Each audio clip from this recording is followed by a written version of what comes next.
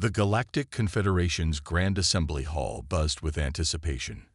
Representatives from over 300 spacefaring civilizations gathered to witness humanity's formal presentation of their interstellar fleet. High Counselor Vexthor, a towering figure with iridescent scales and 6 eyes, called the session to order with a resonating thrum from his ceremonial staff. Admiral Sarah Chen stood at the center of the vast chamber, her composure unwavering despite the countless alien eyes fixed upon her. The holographic display behind her showed Earth's first interstellar fleet. 30 ships of varying sizes, their designs practical and sturdy rather than ornate. Distinguished members of the Confederation, Chen began, her voice clear and confident. Earth presents its defensive fleet for evaluation and recognition. She gestured to the largest vessel in the formation.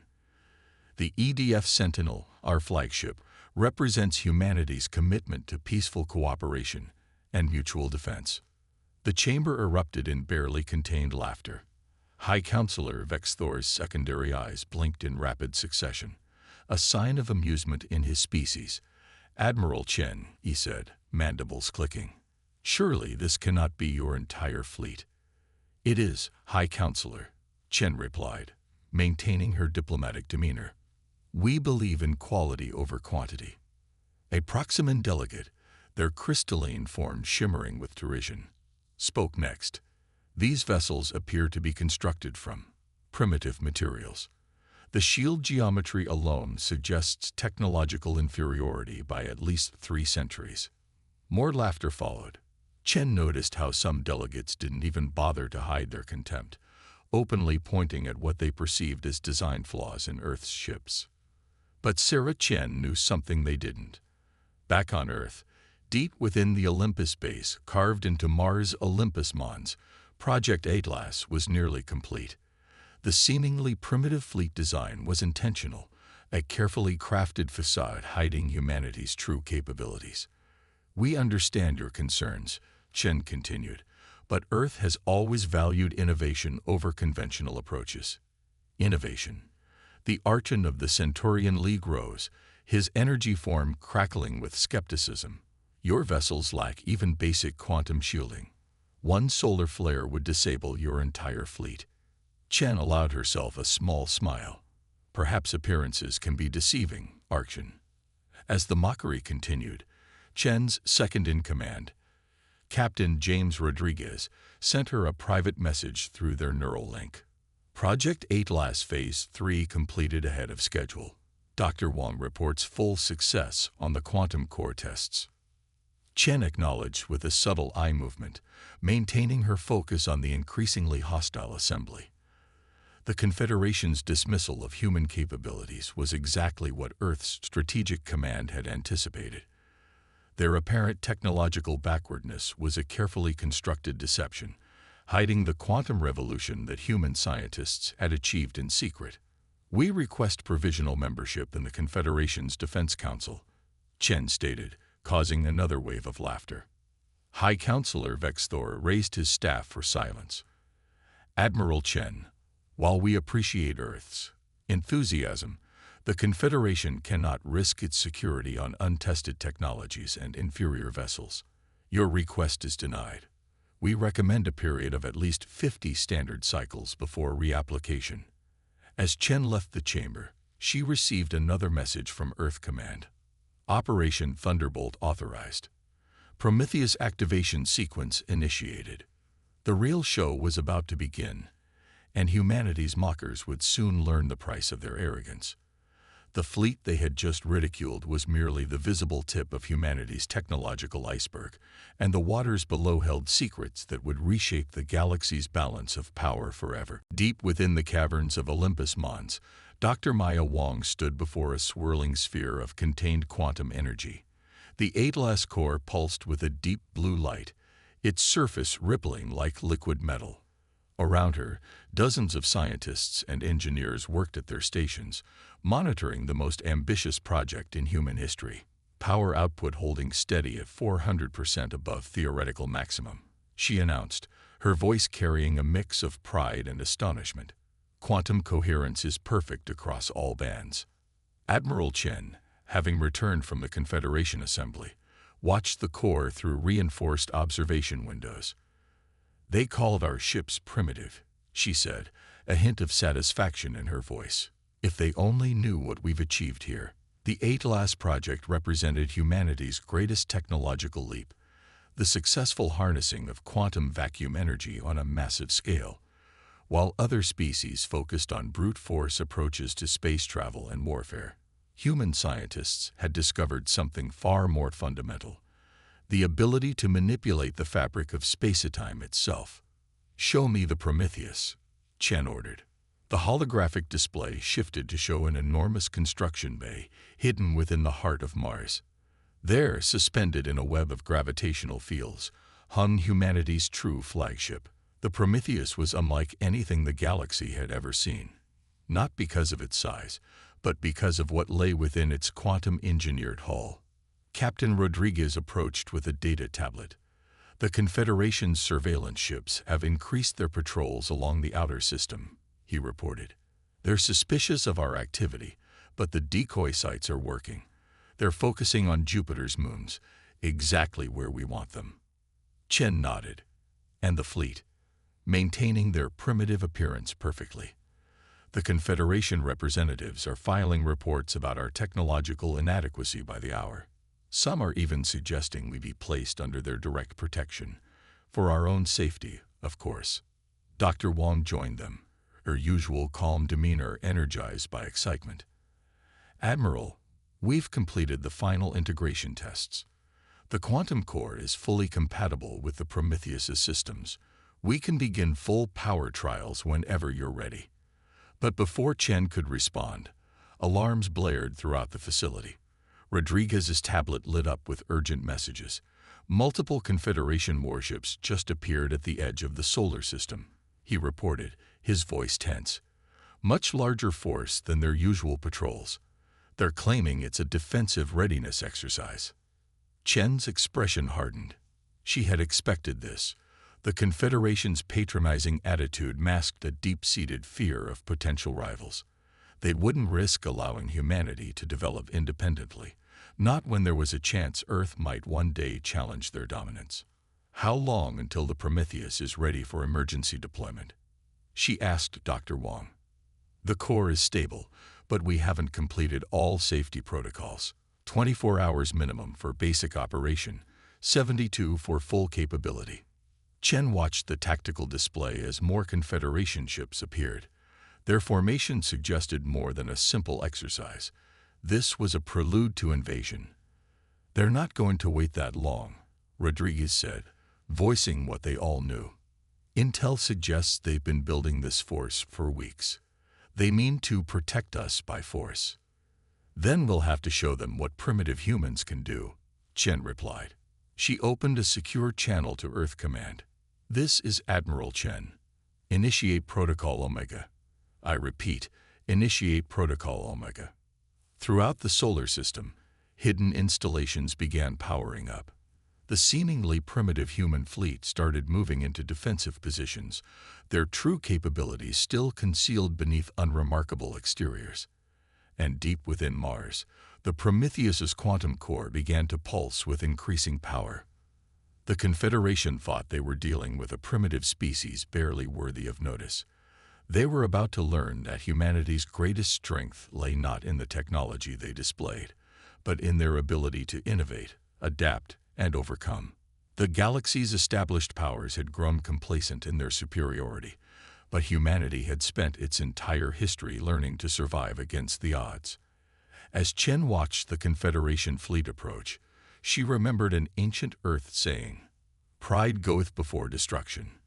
The aliens' arrogance had led them to underestimate humanity, and that mistake was about to cost them dearly. The Confederation fleet emerged from hyperspace in perfect formation, over 200 ships arranged in the traditional spiral of dominance. At their center, the massive dreadnought Eternal Glory gleamed in the distant sunlight. Supreme Commander Xarlak stood on its bridge, his tentacles writhing with anticipation. "Send the message," he ordered. His communications officer transmitted their prepared statement across all frequencies. "People of Earth, The Confederation comes to ensure your protection and guidance. Your primitive technology poses a risk to galactic stability. Submit to our authority, and we will shepherd your species toward proper development. In the Mars Command Center, Admiral Chen listened to the transmission with a grim smile. "Time to show them our first card," she said. "Deploy the Aegis network." Across the solar system, seemingly innocent satellites and space debris suddenly activated. Thousands of quantum-linked nodes formed an invisible web of defensive coverage. The Confederation ships, focused on their own impressive display of force, didn't notice the subtle distortion of space around them. "They're launching fighters," Rodriguez reported. "Standard intimidation pattern." Chen nodded. "Let them come. Activate defense pattern Alpha." The primitive human fleet moved to engage, their formations appearing clumsy and unsophisticated. Confederation fighters streaked forward, their energy weapons charging. "Poor humans," Sarlacc mused, watching the approach. "They don't even realize their weapons won't penetrate our shields at this range." The first wave of Confederation fighters opened fire, and their energy beams simply vanished. Not deflected, not absorbed, but completely disappeared. Sarlacc's tentacles stiffened in shock. "Impossible," he roared. Analysis. Before his crew could respond, the human fleet opened fire. Their seemingly basic kinetic weapons suddenly revealed their true nature: quantum-phased projectiles that ignored conventional shields completely. Confederation fighters began exploding in rapid succession. "Full attack," Sarlacc ordered, his composure shattered. "Show these primitives real power." The main Confederation fleet surged forward, their massive ships charging their primary weapons. But as they fired, their energy beams encountered the Aegis network. Space itself seemed to twist, redirecting their attacks back at them. In the Mars Command Center, Dr. Wong monitored the Aegis system's performance. "The quantum reflection fields are holding steady," she reported. "Their weapons are only making our defenses stronger." Chen watched as the Confederation fleet's perfect formation began to break apart. "Launch the Phantoms," she ordered. From hidden bases across the asteroid belt, small, sleek ships emerged. Unlike the intentionally crude-looking main fleet, these vessels were clearly advanced, but in ways the Confederation had never seen. They moved impossibly, seeming to be in multiple places at once, their quantum drives allowing them to partially exist in several locations simultaneously. "What sorcery is this?" Sarlacc demanded as his tactical displays struggled to track the Phantom ships. "No species has this technology." The Phantoms demonstrated exactly why humanity had kept them secret. They danced through the Confederation formation, their quantum-phased weapons bypassing shields and armor with surgical precision. They didn't aim to destroy, only to disable, targeting weapons systems and engines with remarkable accuracy. "Message from Earth Command," Rodriguez announced. "The Prometheus will be ready in 6 hours." Chen nodded, watching as the mighty Confederation fleet found itself torn between confusion and panic. Their sophisticated targeting systems were useless against ships that existed in quantum superposition. Their powerful shields meant nothing against weapons that phased through them. Everything they knew about space combat was being proven wrong. "Send to all Earth forces," Chen commanded. "Execute containment protocol. Keep them busy and keep them confused. The real show hasn't even started yet." In the chaos of battle, no one noticed a faint pulse of energy from deep within Mars.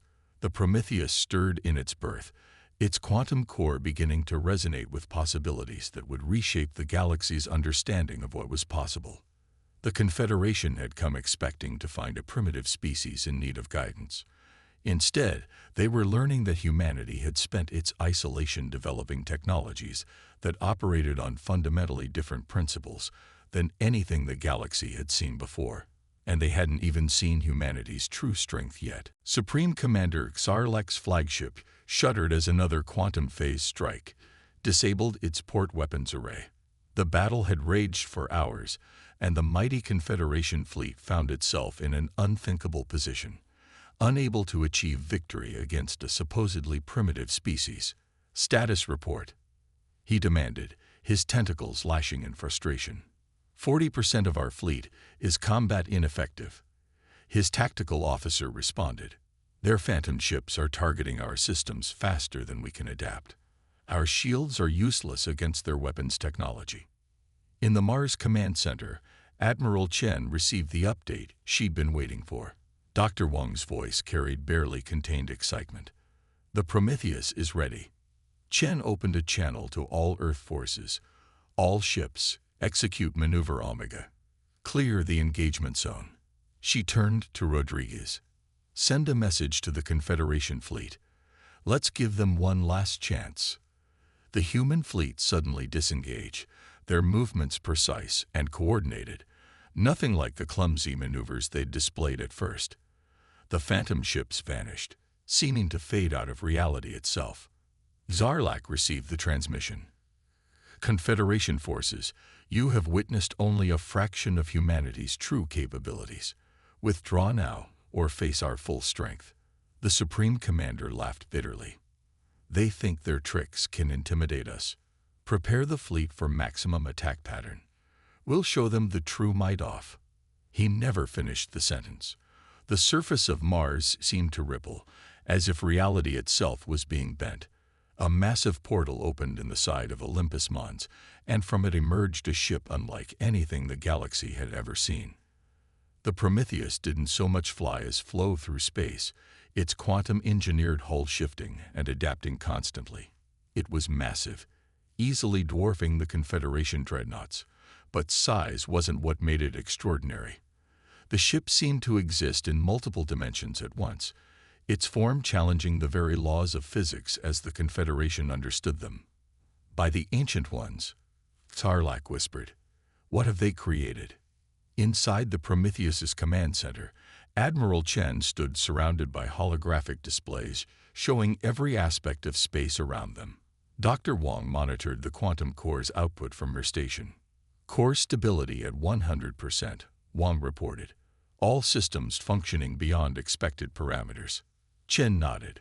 Begin the demonstration. The Prometheus's quantum core pulsed, sending out a wave of energy that rippled through space-time. As it passed through the Confederation fleet, their ships suddenly found themselves unable to maintain their position in normal space. The fabric of reality around them became malleable, controlled entirely by the human vessel. Impossible. Zarlak shouted as his mighty dreadnought was moved like a toy, repositioned by forces he couldn't comprehend. No species can manipulate space itself. That was your first mistake. Chen's voice came through on all frequencies, assuming you knew the limits of what was possible. The Prometheus began to glow with an inner light, its quantum field extending further. Wherever the field touched, space became clay in humanity's hands. Confederation ships found themselves gently but irresistibly herded together, their advanced engines powerless against the fundamental forces being wielded against them. This is but a fraction of what we can do, Chen continued. Humanity chose not to build bigger guns or stronger shields. Instead, we learned to speak to reality itself. Your weapons cannot harm what they cannot reach. Your shields cannot stop what exists in all possibilities at once. To demonstrate her point, the Prometheus seemingly split into multiple versions of itself, each one as solid and real as the original. The quantum duplicates surrounded the Confederation fleet, creating a sphere of human technology that defied conventional physics. Dr. Wang's voice was steady as she reported, quantum field stable. We can maintain this configuration indefinitely. The Confederation fleet, for all its power and advanced technology, found itself completely at humanity's mercy. Their mighty ships, which had terrorized countless species, were now little more than observers to a demonstration of technology so advanced it appeared magical. We could end this fight right now. Chen's voice carried no threat, only certainty. But humanity didn't develop these technologies for conquest. We built them to protect, to explore, and to advance all of civilization. The question is, Supreme Commander, are you willing to listen now? The Grand Assembly Hall of the Galactic Confederation had never been so quiet. The same representatives who had laughed at humanity's primitive fleet now sat in stunned silence as they watched the holographic recording of the Prometheus in action. Supreme Commander Sarlacc stood before them, his tentacles subdued, delivering his report on the failed attempt to protect Earth. Their technology, he concluded, operates on principles we didn't even know were possible. They don't just use quantum mechanics. They master it in ways our scientists thought were theoretical. Admiral Chen stood calmly at the center of the chamber, in the same spot where she had been mocked weeks earlier. This time, no one was laughing. Behind her, a hologram showed the Prometheus in its full glory, its quantum-engineered hull shifting through possibilities like liquid light. Distinguished members of the Confederation, she began, humanity could have revealed our true capabilities at any time. We chose not to, because we wanted to understand how the Confederation treated those they considered inferior. Your response to our apparent weakness told us everything we needed to know.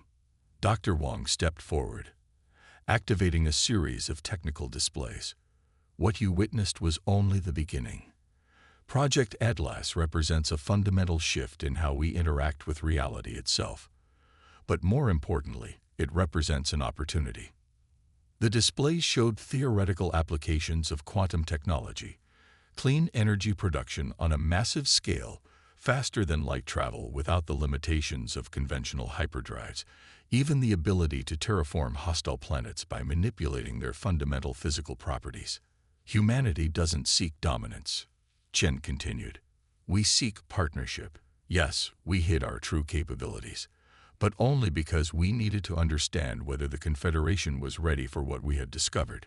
High Counselor Vex Thor, his earlier arrogance replaced by genuine humility, raised his staff. And what exactly have you discovered, Admiral Chen? That the universe is far more malleable than anyone imagined. That what you call physics is merely the surface of reality. And most importantly, that advancement doesn't have to mean conflict. The Prometheus's hologram shifted, showing its quantum core in action. This technology could revolutionize every aspect of galactic civilization, Dr. Wong explained. But it must be implemented carefully, with wisdom and restraint. That's why we're proposing a new framework for the Confederation. Chen gestured, and the holographic display changed to show a new organizational structure. No more hierarchies based on perceived technological superiority. No more protection of younger species. Instead, we propose a true partnership of equals, where each civilization contributes its unique perspectives and abilities. The assembly erupted in discussion, but this time there was no mockery, only intense interest, and in many cases, excitement. Species that had been relegated to lower tiers of Confederation society saw an opportunity for real equality. The more advanced civilizations recognized the potential benefits of humanity's discoveries. The choice is yours, Chen said over the growing conversation. Humanity will share its discoveries either way. We can do it as partners in a reformed confederation, or we can do it independently. But know this, the era of technological suppression and artificial hierarchies is over. Captain Rodriguez, monitoring the reactions from his station, sent Chen a private message. They're afraid, but also hopeful. The younger species are already signaling their support. The High Counselor raised his staff for silence. Admiral Chen, humanity has proven itself not just technologically advanced, but wise in how it revealed its capabilities. The Confederation, he paused, looking around the chamber, must adapt or become obsolete. I propose an immediate vote on Earth's proposal. As the voting commenced, Dr. Wong approached Chen. Do you think they understand what this really means? She asked quietly.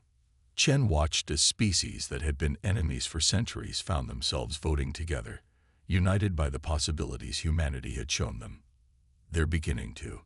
Sometimes people need to be shown a better way before they can embrace it. The vote was overwhelmingly in favor of reform. As Chen looked out over the assembly, she saw something she hadn't seen in her first visit: hope. The Confederation had been built on power hierarchies and fear of the unknown. Humanity had shown them a different path, one where understanding the universe meant learning to work with it rather than trying to dominate it. The Prometheus hung in orbit above, its quantum field gently rippling through possibilities, a symbol not of humanity's superiority, but of what could be achieved when intelligence was tempered by wisdom and power was guided by compassion. The galaxy was entering a new age, and for once, it would be built not on force, but on understanding. As the assembly moved to implement the reforms, Chen smiled slightly. Humanity had done what it did best, not just surviving against the odds, but finding a way to turn challenge into opportunity and potential enemies into allies. The stars themselves seemed a little brighter, as if acknowledging that their secrets would now be explored with the reverence and wonder they deserved.